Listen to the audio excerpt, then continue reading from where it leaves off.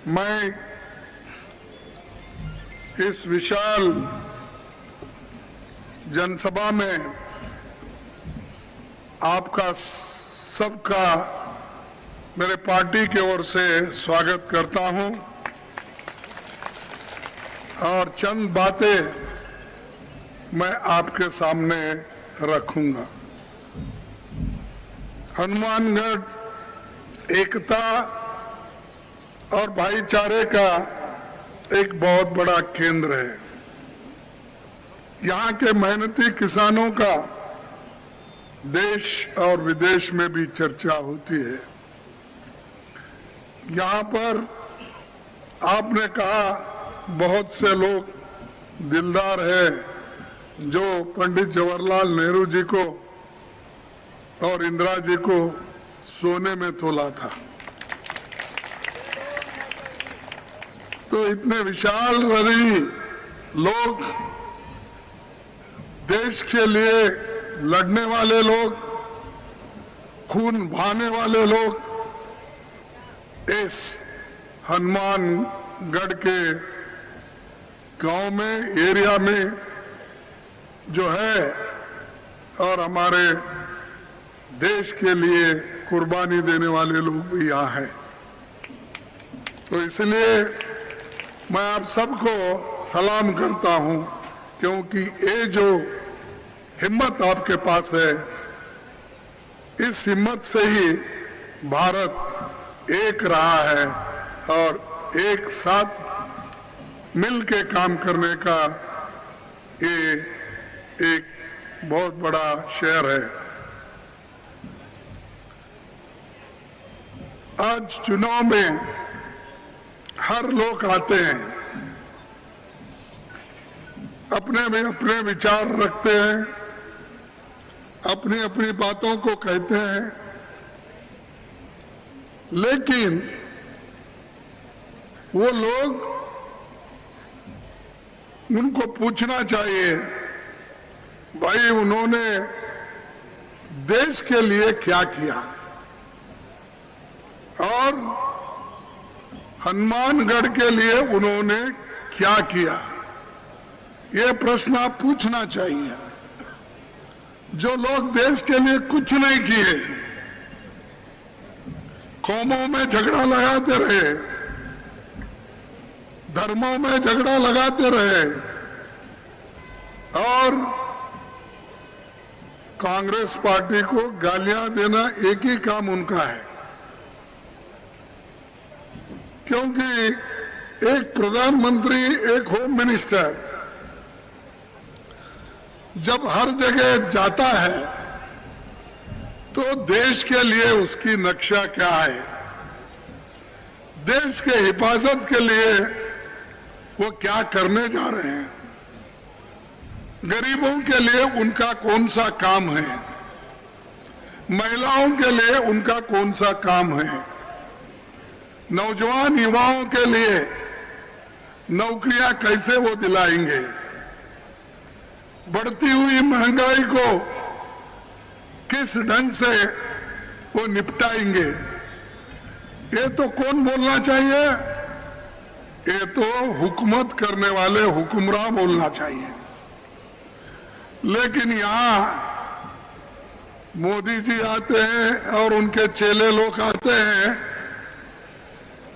कांग्रेस को आप और कांग्रेस के खिलाफ ही बोल के जाते हैं।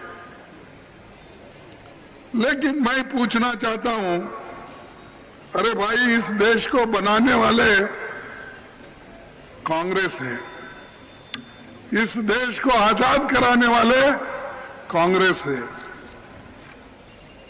कहीं बीजेपी वालों का और उनके सपोर्ट करने वाला आरएसएस इस देश के आजादी के लिए एक बूंद खून का खतरा उन्होंने बहाया है।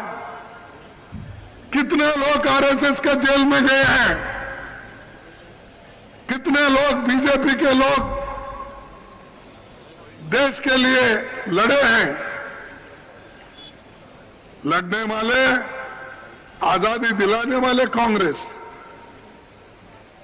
महात्मा गांधी जी से लेकर सभी, पंजाब, हरियाणा, कर्नाटक, महाराष्ट्र, मध्य प्रदेश, उत्तर प्रदेश, वेस्ट बंगाल, ये सभी स्टेट में कांग्रेस के लोग ही लड़े, मरे, सूली पे चढ़े और देश को आजाद बनाए।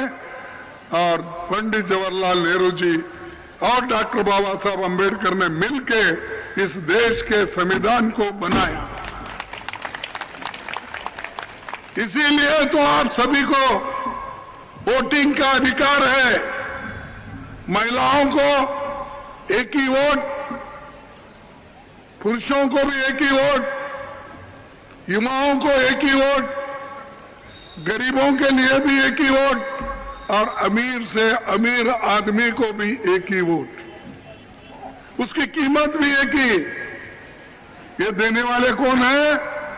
कांग्रेस पार्टी के नेताओं ने दिया है। और तुम हमारे वोटों पर आकर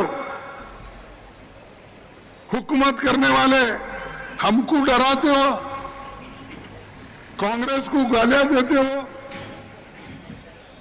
इंदिरा गांधी जी को गालियां देते हो, राहुल गांधी जी को गालियां देते हो, जवाहरलाल नेहरू जी का नाम भी नहीं लेते, महात्मा गांधी जी का नाम नहीं लेते, अंबेडकर का नाम अब ले रहे हैं।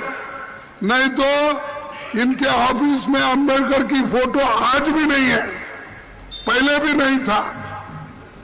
अब अंबेडकर अंबेडकर बोल रहे क्योंकि दलित लोग जागृत हुए हैं।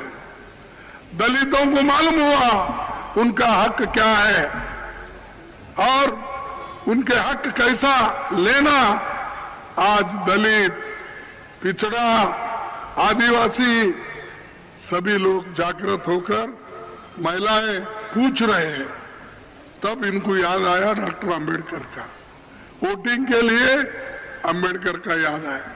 मोदी जी 2014 से पहले कितने बार अंबेडकर के फोटो, अंबेडकर जयंती बनाई थी।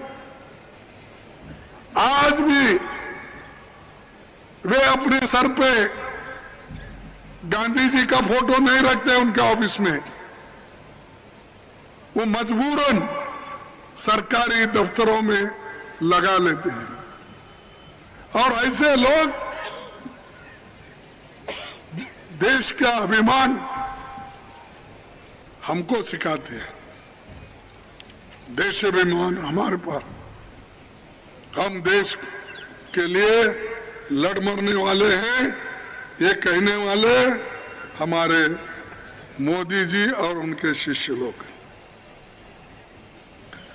और हमने आजादी के बाद तो बहुत काम किया पंडित जवाहरलाल नेहरू जी के इसमें। बड़े बड़े कारखाने, बड़े बड़े डैम, बड़े बड़े नहर, medical college, engineering college, polytechnic, ITI बहुत से बनाए।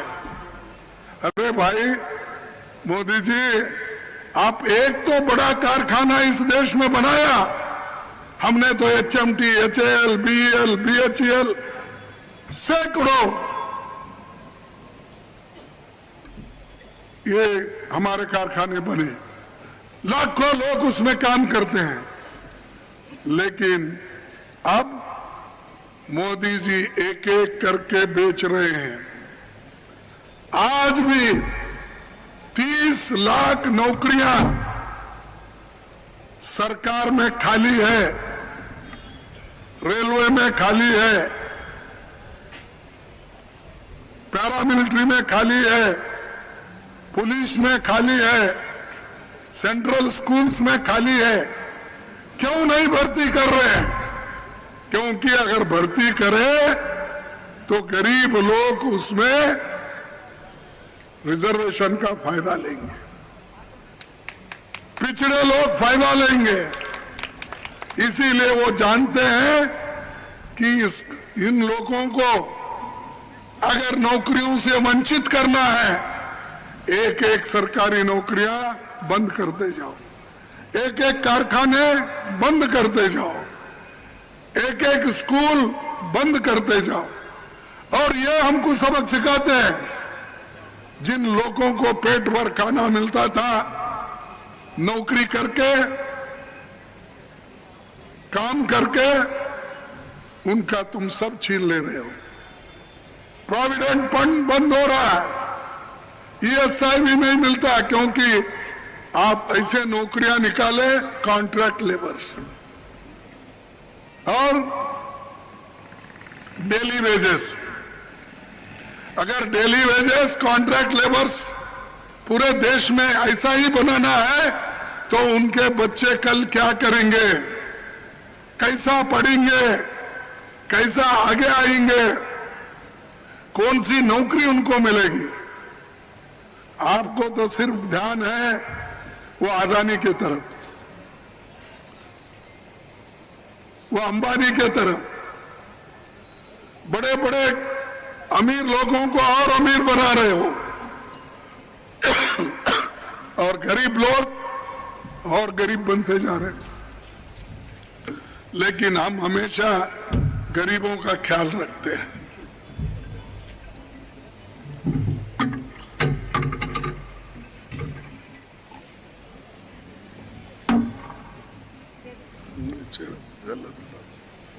गरीबों का ख्याल रखते हैं। हमारी सरकार, कांग्रेस की सरकार, गहलोत के नेतृत्व में, और ये जो कांग्रेस के जितने भी MLA से, MP से कार्यकर्ता है, उनके आशीर्वाद से सब जगह स्कूल, रास्ते, इरिगेशन ये काम कर रहे हैं। और खासकर हनुमानगढ़ जिले में 5 साल में सरकार बहुत शानदार काम की है या नहीं?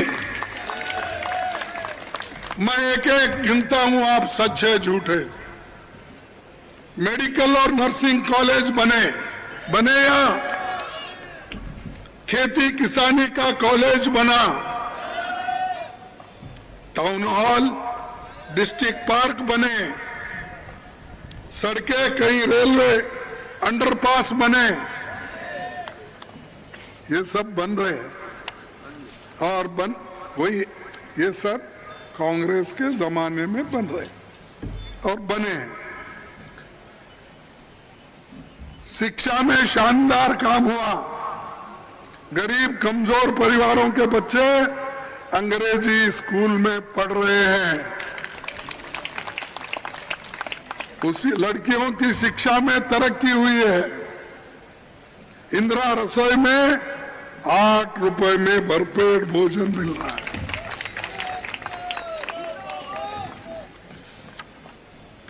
राजस्थान की नहरें भी पंडित जवाहरलाल नेहरू के देन है।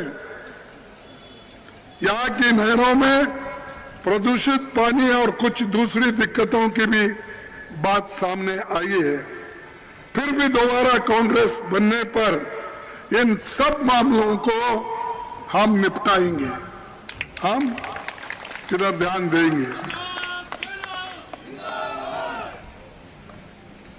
और स्वास्थ्य के लिए देखो, इंसान आगे बढ़ना है, एक उसको जरूरी है उसका स्वास्थ्य ठीक रहे, दूसरा उसको शिक्षण मिले,